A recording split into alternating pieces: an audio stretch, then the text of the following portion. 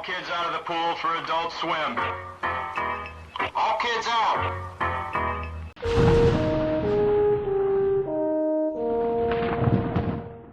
I'm Angel, and this is TFC Toys Ironshell, a third-party figure based on Transformers Snaptrap, the leader of the Seacons.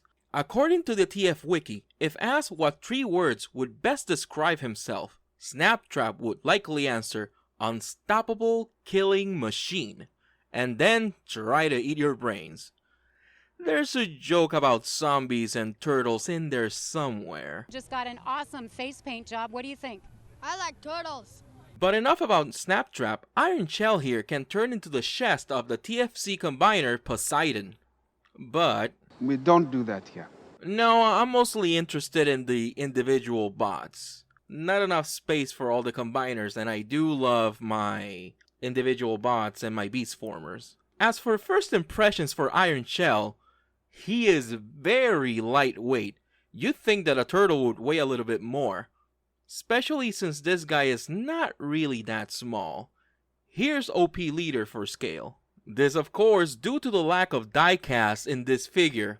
It's pure plastic. Die-cast construction. It's a lost art. No, many third-party companies use die-cast in their figures. If I had to guess, I'd say that they didn't use die-cast so the combined mode wasn't that heavy. I imagine that a chest full of die-cast would have weighed down the combiner completely. Of course, just using die-cast in all other figures would have probably remedied this.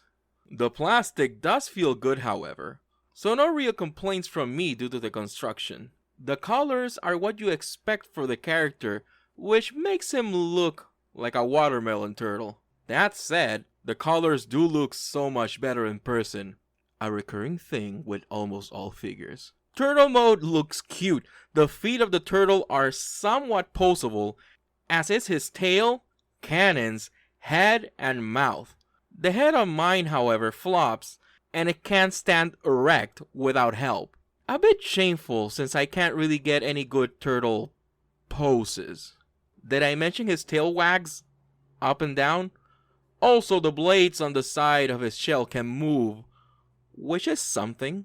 The cannons can extend and articulate, and his toes are sharp as fuck. Much like regular turtles. Now, the worst part of this turtle mode is that he has absolutely no weapon storage for his gun for robot mode. That I could find at least. A shame. Besides the gun, he came with some doodads for combined mode, but that's neither here or there. What many people don't know, however, is that the turtle mode has a secret Gamera mode. Behold! Camera!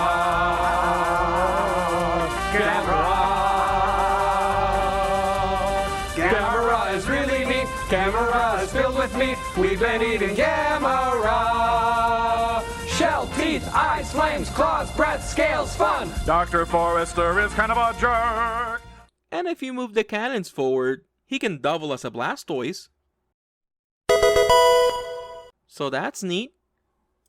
Transformation is fun and straightforward, which is crazy considering this guy can be a turtle, a robot, and a torso. My favorite part of the transformation would be when you push and hinge the turtle legs into the robot arms, which is somewhat satisfying.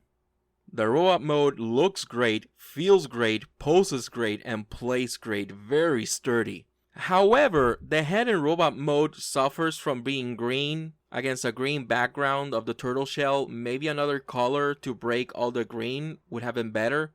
Maybe black, like the original character and original figure. Look, it's not terrible by any stretch of the word, but variety would have been nice and it would have looked better. Also, while the light piping here seems fine because of the jello sort of pops, I'd rather have metallic color in the eyes. Painted would be amazing, but a solid metallic colored plastic would suffice for me. Light piping can be cool and all, however, I'd rather have my figures displayed without the need for additional lighting. The articulation is mostly what you expect of a third-party figure. His hands, however, have limited articulation, and while he can point, sort of, he can't flip you off, which You know, I love figures that can flip you off. There's a waist swivel, but there's no ab crunch. And sadly, the wrist swivel is a bit hindered by the forearms, and sometimes it looks like the plastic here could separate at the seams when you're rotating the wrist. A bit unsightly, sure, and most of the times I just get worried that it might break. Worst of all, the arm articulation is hindered by the backpack, which untabs if you move that arm too far back. It's not terrible, but it's not great either. Of course, the cannons can be deployed in robot mode, and any robot with shoulder cannons is a big win in my book. And the gun that he cannot store anywhere in turtle mode can be held well enough in robot mode, although it dances in his hand. It won't fall off though. It's just weird if you move him around with the gun in his hand. And once again, here's Transform Element OP Leader for scale. Now, did you know this guy has a secret fan mode, hyper mode, which is just a midway between robot and chess mode, and it looks stupid, and I love it. Now, I got this guy from the Big Bad Toy Store, not a sponsor, and paid around 175 USD due to shipping, which takes us to the big question, is this guy worth it? Look, if you like fun transformation, colorful bots, and turtles, it's a big recommend from me. Totally worth the price, in my opinion. That said, if you can find this guy for even cheaper, even more of a recommend from my behalf. Now that's been my look at TFC Toys Ironshell. Join me next time when I might take a look at Titanium Series Menasor. That's my review, and here it is, your moment of zen.